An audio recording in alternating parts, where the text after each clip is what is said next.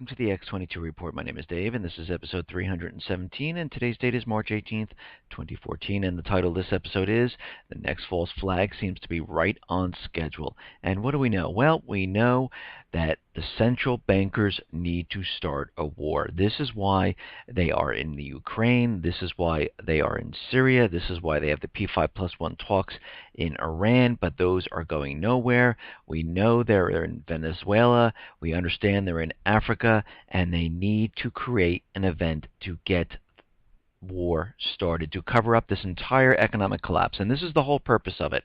And right now they have travel advisories in Ukraine. They're building up forces in Jordan to go into Syria, and we can see all of this is starting to take place. You have to remember, they have a certain window of opportunity, and it's coming up in Syria. Mid-2014, there are elections for Assad, and if the people vote him in again, it's going to be very tough for them to say the people of Syria do not want him when they vote him back into power. So they understand this, and they need to get in there. And this is why in Ukraine, they have no elections, because they want their people in control of the country so they can completely loot it. And we can see all of this is starting to take place because they are getting ready for the next false flag, and I'm going to explain that a little bit later in this report. But before I start, I just want to thank those people who donated. Thank you very much. I really do appreciate it.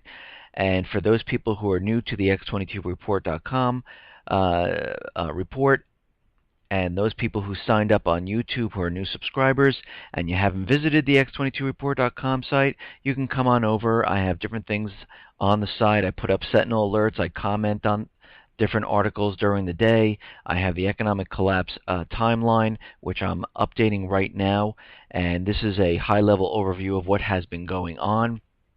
I also have inflation, deflation. I track a couple of products. And we also have the people. This is a forum of like-minded people where they're talking about the economic collapse and many other things. But let's get into the economic collapse news right now. Now, we understand, and the government likes to tell us, that there is absolutely no inflation whatsoever. And of course, they exclude, energy, they exclude food, they exclude all the things that we use every single day. And right now, what they're saying is inflation misses by most in 6 months, and the core CPI dropped to a 10-year low. But we have to remember, the food prices that I've been seeing, they have been going up. Milk has been going up. Products have been shrinking to keep the prices the same. If you look at Breyers ice cream, it is no longer a half gallon. It is much smaller than that. Some packaging has gotten smaller. They're giving you less of, like, crackers, for instance. They're giving you less of that. And we're seeing this happen all over the place, especially the fresh food. The fresh food, the prices are skyrocketing on meat, on apples, on bananas. All these prices are going up. Now, we understand the government has to maintain this illusion, and this is why they're manipulating all the numbers. They're manipulating GDP. We understand they're manipulating the inflation calculation, unemployment, and they are continually doing this to keep the illusion up. Of course, the mainstream media, the corporate media is out there telling us that we're in a recovery. The Fed is out there telling us we're in a recovery, and the government officials are out there telling us that we're in a recovery. But if we're truly in a recovery, we don't need these people to tell us this. We understand, we know that we are, because we get jobs, we have more money, we can spend on products, we can actually purchase a car, we can purchase a home, and we know we're in a recovery. We don't have to be told over and over and over that things are getting better, because we would just feel them. But right now, we understand that housing is imploding on itself. We understand that the major mortgage departments in these financial institutions are laying off thousands upon thousands of people. And right now, housing starts drop for a third month in a row. Single-family permits dropped from 599,000 to 588,000, which just happens to be the lowest number since January of 2013. Now again, people don't have the money to purchase these homes. Most of the people have bad credit at this time because of all the foreclosures and all the short sales. They just don't have the money. And this is why the Fed has been buying all the toxic real estate from the banks, because they're trying to get these foreclosures off the bank's books to prop up the banks. And this is the whole reason for it. And the reason we understand that real estate is imploding is that if we just take a look around us, we can see things don't make sense. Mortgage companies are laying off people. Those would be expanding if housing was getting better. We wouldn't see 100% financing. There'd be no need for it. There wouldn't be any need for ARMs, adjustable rate mortgages. So what's really going on here is that the housing market is now imploding. We're seeing hedge fund investors, they're unloading their homes, they're trying to sell it to people. No one wants them, and they understand we're reaching the top of the bubble and they need to get out of these homes. And since we're seeing this huge drop in single-family homes, basically what is happening is builders and investors appear to have pretty much given up on any growth in single-family demand, because the single family right now is just trying to get by every single day with their part-time, with their 2 part-time jobs, or their full-time job where they're making half of what they were making before.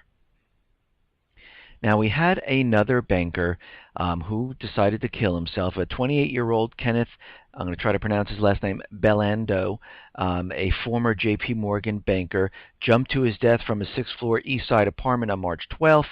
Belando, a former investment bank analyst at J.P. Morgan, is the son of John Belando, Chief Operating Officer and Chief Financial Officer at Condé Nast. His brother John, a top Chief Investment Officer with J.P. Morgan, works on risk exposure valuations. So here is another banker who decided to jump, and it's just starting to seem a little strange that all these bankers are jumping, stepping in front of trains.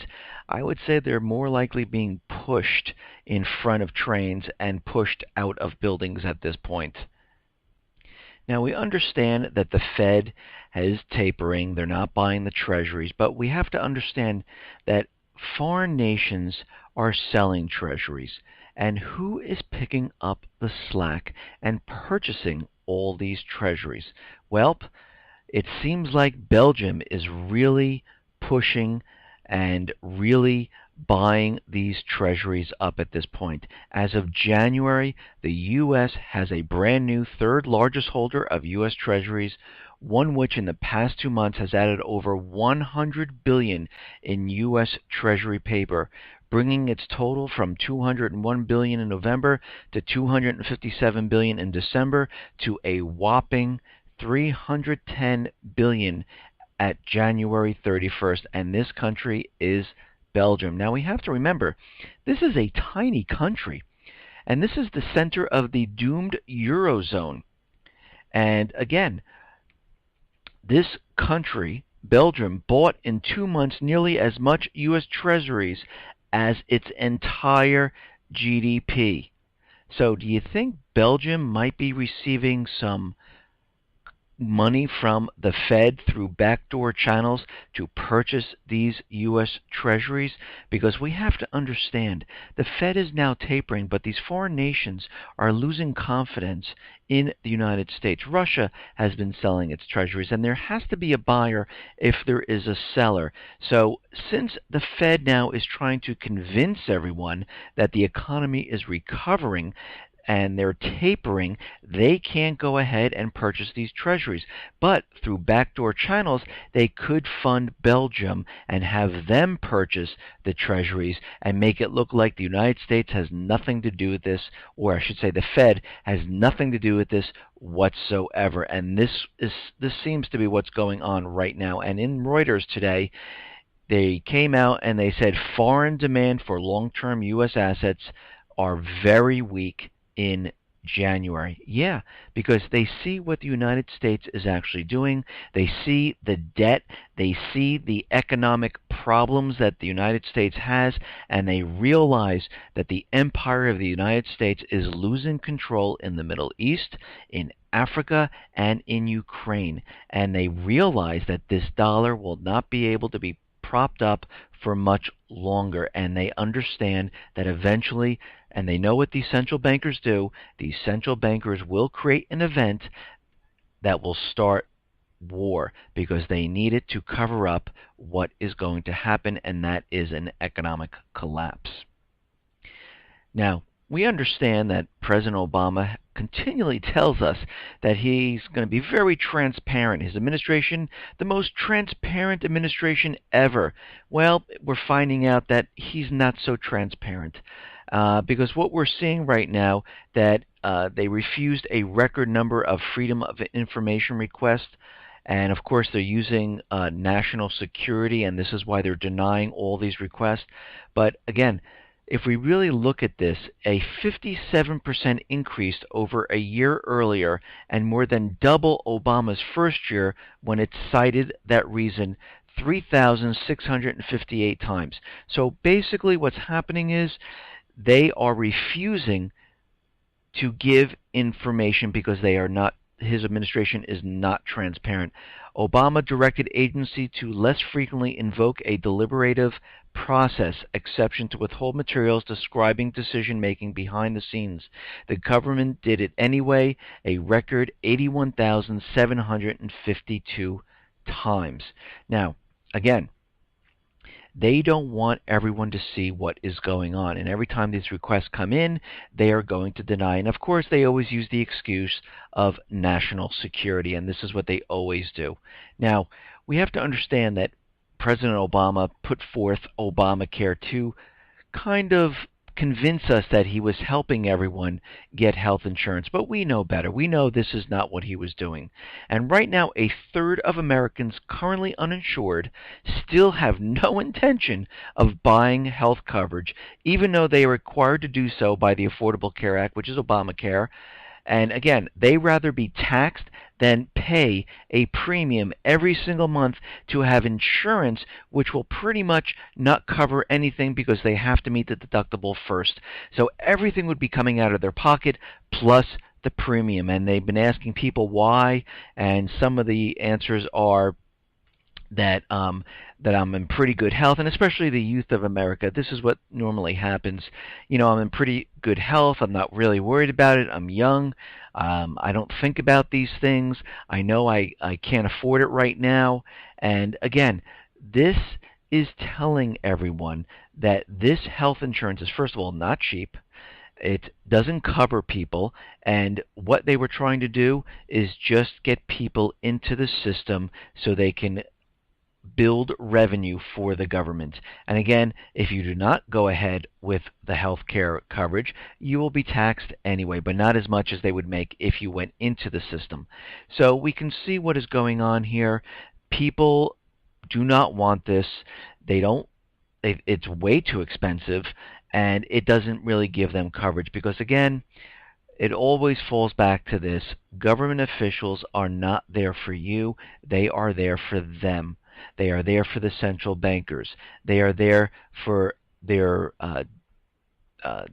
people who donate to their campaigns and to who support them to pay them back in a certain way. And this is what we've been seeing. Again, all of this is not for the people. And if it was, and I said this many times, the president, his administration, Congress would have all sat down and showed us how great this insurance was by enrolling in it. Now, we understand that the government wants to disarm the American people, and they've been trying and pushing, and right now they're having states, create these draconian laws following the Dianne Feinstein gun bill law.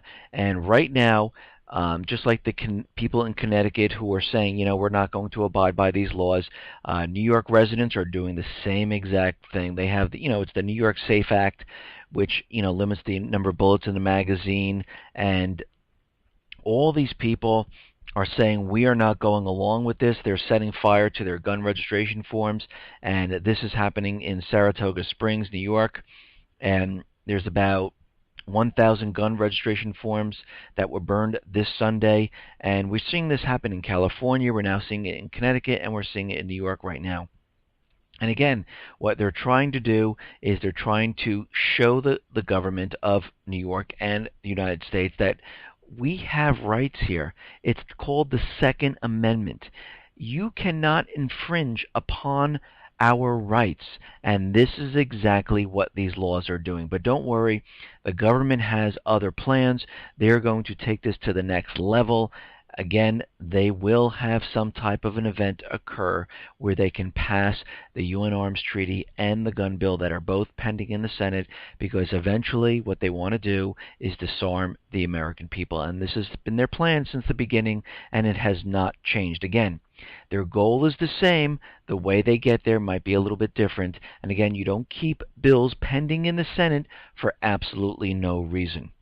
Now, out in Australia, I'm sorry everyone who's living in Australia, but spying is going on there, and the Australian Security Intelligence Organization is pushing for laws that would make telecommunications companies retain their customers' web browsing data, as well as forcing web users to decrypt encrypted messages. So we're seeing this spread all across the private Western central bank countries, because again, they need to understand what all the people are doing, who is a threat to their power, and we need to read your emails, we need to see your metadata, and again, this is happening everywhere. But the Electronic Frontier in Australia, the online rights group, is lobbying against the amendments, arguing that storing web metadata is an ineffective method to curb terrorism. And that has been proven. It absolutely does nothing for terrorism, because this is not designed for terrorism whatsoever. This is designed to spy on every single person so they can track them, steal ideas, steal investment ideas, steal patent ideas, to blackmail government officials or people, and to follow and track people. This is really what this is designed for, and we are seeing this happen in every single country. Every single country does this because the government officials are afraid of the people. Because you have to remember, if people band together, the government is finished, and they know it. Now, we've seen Crimea have a referendum, and they voted, and now they're joining Russia. Now, there are other places in the world that want to do the same. Catalonia now is saying that they like to remove themselves from Spain. Catalonia has started its desire to be an independent state many times. In addition, local Catalonian authorities control the courts, police, and the educational system, but despite all that, they are deprived the control over the money earned by Catalonia. And again, Catalonia is very wealthy. They bring in a lot of money, and Catalonia is a region which redistributes the taxes gathered on that territory in favor of other parts of Spain. Talking about the need to increase their independence, the Catalonians come to the conclusion that they can live perfectly well independently, and that they don't need any instruction from the capital of Spain. Catalonians plan to make a decisive step towards obtaining their long-awaited sovereignty at the end of the year. Now, Moldova is also asking to join Russia at this time. Again, they're looking to break away. They've submitted a plea to Russian Parliament to draft a law that would incorporate the territory into Russia, and they are pursuing this at this time. Now, we understand that the United States comes out and they always push forward their agenda with the UN, with human rights. They say China is violating human rights policies. They say Iran is violating human rights policies. Russia is violating human rights policies. North Korea is doing the same. And right now, Iran and China are fighting back, and they're saying that U.S. violates basically all human rights at this time. They're filing a report with the UN, and again, they're going forward with this in two separate reports. Vivid examples are given on how the U.S. breached human rights, from implementing inhumane prison standards to forcing children to work. In the first report, consisting of 30 pages, Iran exposes the U.S. for its numerous human rights violations. The United States is day in and day out breaching human rights by using a variety of different approaches. According to the report, such violations include administering death penalties, violating the rights of prisoners, racially discriminating, breaking privacy rules, impeding free speech, and violating the rights of indigenous people. So we can see what is happening here. The United States comes out, tells these countries that they're violating human rights, and they're just fighting back, and it's just going back and forth at this point. Now, Ukraine right now has no plans to join NATO whatsoever. Now, I wonder why that is. Is it because they don't have the Black Sea, they don't have Crimea? And that is probably most likely it. Ukraine's new Western-backed prime minister said on Tuesday that Ukraine had no plans to join NATO. And again, this doesn't mean they will not. They usually do the opposite of what they're saying because they really wanted to join NATO, but they wanted Ukraine and the entire Ukraine actually, and they wanted that on NATO because that borders along the Black Sea, it borders along the Russian state, and this would be a perfect strategic location. Now they just have the West, and it's not looking too great for just the West to join NATO at this time.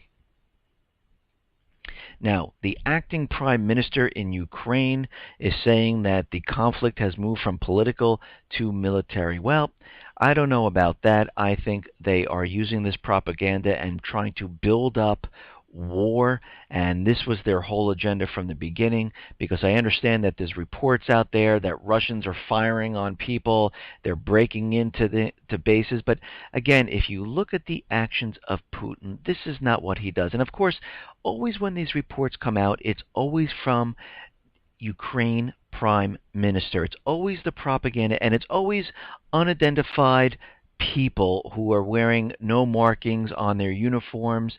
It always turns out to be unidentified snipers, and we know who all these people are. We know exactly what this is being pushed to do.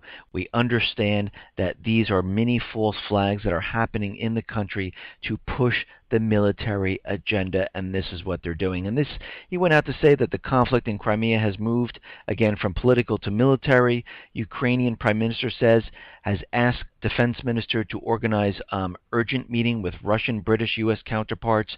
Ukrainian Prime Minister today, Russian soldiers began shooting at Ukrainian servicemen. This is a war crime, but again, there's no proof.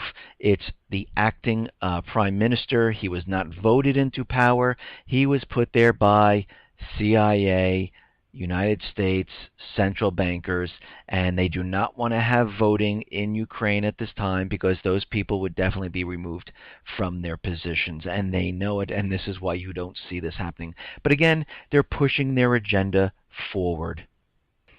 Now, since the central bankers, United States, didn't get Ukraine and the Black Sea and all the ports there just like they wanted to, and they wanted to have that country join NATO, Turkey right now is warning Russia.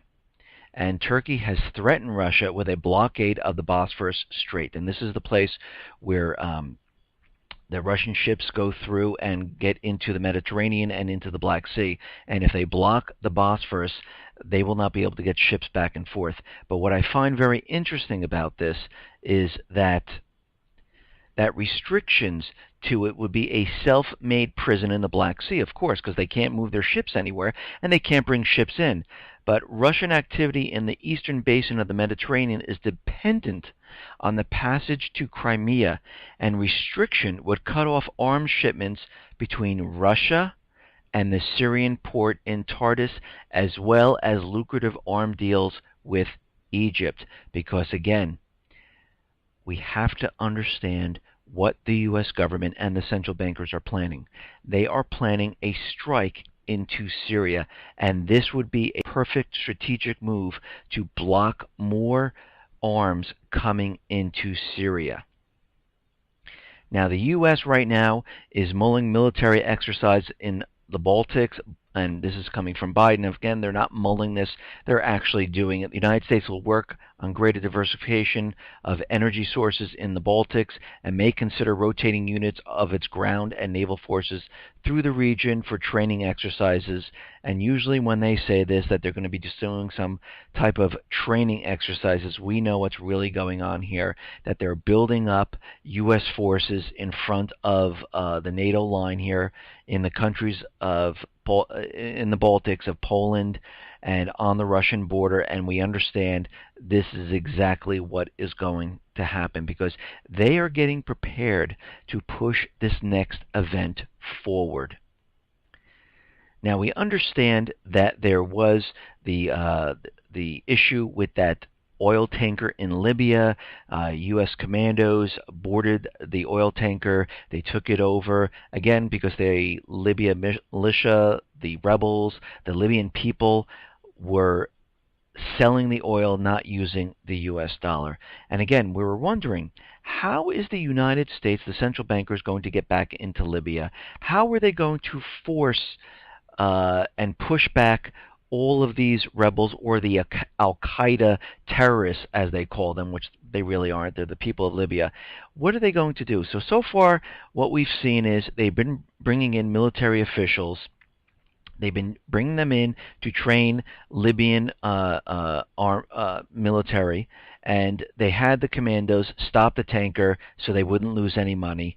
And what is happening right now is that the Libyan officials, the government officials, are calling on international help. They are asking for help. And this goes on to say, now it is not time for mourning or condemnation. It is about time for Libyans to declare war on terrorists who have been killing Libyans and foreigners in the cities.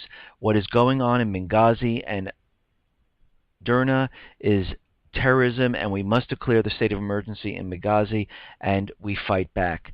Asking for international assistance in this fight is not violation of Libyan sovereignty. What violates our sovereignty is the killing of these youth in cold blood. The country has no army and police force at this time, and we need help from outside forces. Now, of course, what's going to happen is the Libyan government is calling out to the world saying, we need help here, and guess who's going to come to the aid of the Libyan government? Well, again, the Libyan government is the puppet government of the United States and the central bankers, and they're going to bring this this issue into Congress to say, listen, there's terrorism running rampant there. They need our help. We need to bring in forces, and all of a sudden, you're going to see forces move into Libya.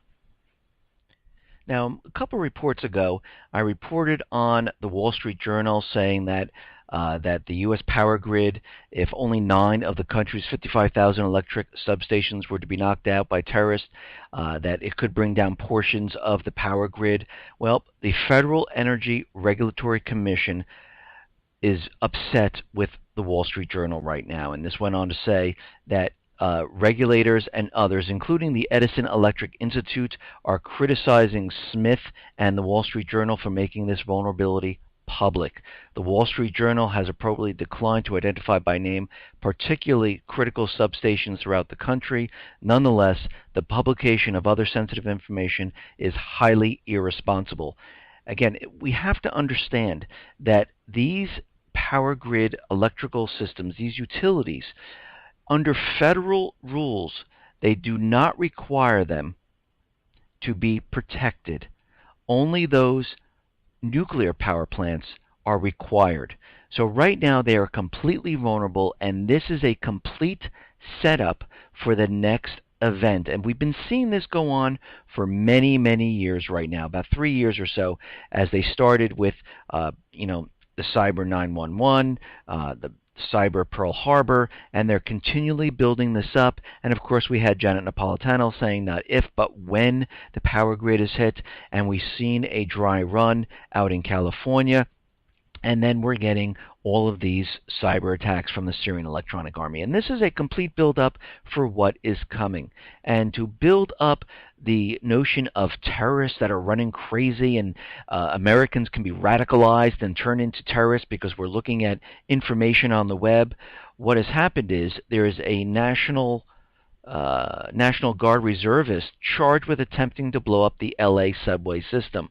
The National Guard reservist charged on Monday with attempting to blow up the Los Angeles subway allegedly possessed terrorist manuals on how to be a lone wolf terrorist, and was a frequent reader of Al-Qaeda's Inspire magazine, which provides tips on how to make and detonate various bombs. Again, this is a complete setup by the FBI. His name was Nicholas Tersant, was a frequent internet contributor to forums for would-be terrorists, and is said to have owned a copy of the Mujahid Pocketbook, which instructs readers on how to be a lone wolf terrorist and construct bombs. Again, we can see what they are doing. We can see where they're pushing this agenda towards. They want us to believe that Americans will become radicalized, especially those people in the armed forces. They want us to believe that they're lone wolves running around the country who are bomb makers who are ready to strike at any minute. Well, the CIA, the U.S. intelligence community, they're out there. They put out another report, and it goes on to say this. The U.S. intelligence community has determined that Assad is absolutely winning against the rebels. He has been pushing them back. And again, of course, the official said that the intelligence community was working with his counterparts in NATO to track the flow of foreign fighters from Syria to the west, because they want us to believe that all these people that are fighting in Syria are going to come back here radicalized, and they're going to partake in terrorist activities. And they've been trying to make us believe that this is happening. But we have to understand what they're trying to do at this point, because if we look at all the indicators and we look at what they've been setting up, we can see that they are making preparations to move and to make their move on into Syria. Now, of course, they have a time frame. We understand that Syria as having their mid-year election, their elections mid-year in 2014, and if the people vote for Assad, they will show that people want him to be president, and it will disprove the case that the United States, the central bankers, are trying to make. The other thing is there's a UN report that is coming out right now saying that the Syrian militants they were the ones who committed war crimes and crimes against humanity. Again, we have to remember, these rebels in Syria are not Syrian. They are paid mercenaries from the CIA, from the U.S., from Israel. And again, these people are being paid to push Assad out, because this is the goal of the central bankers. This is the only goal they have. Their goal is not to talk peace. Their goal is not to, to talk about what they can do. Their goal is to push these governments out, put their natural resources on the U.S. dollar, and set up a private Western central bank. This is what they are trying to do at this time. Now, Turkey right now is putting their military on alert to possibly intervene in neighboring Syria, because they believe that this is going to go hot and live. Turkey sources said the army was mobilizing for combat operations in northern Syria amid intense al-Qaeda fighting near their border. Now again, Turkey also threatened, as I just mentioned before, threaten Russia about the Bosphorus, and if they do cut that off, there'll be no more arms moving into Syria to help Assad at this point. But it doesn't really matter. The central bankers don't care how they get the war started, because if they go into Syria, it leads to Russia and China and Iran. If they go into Ukraine, it leads to Russia, China, Iran, and Syria. It's all the same players, and they know this.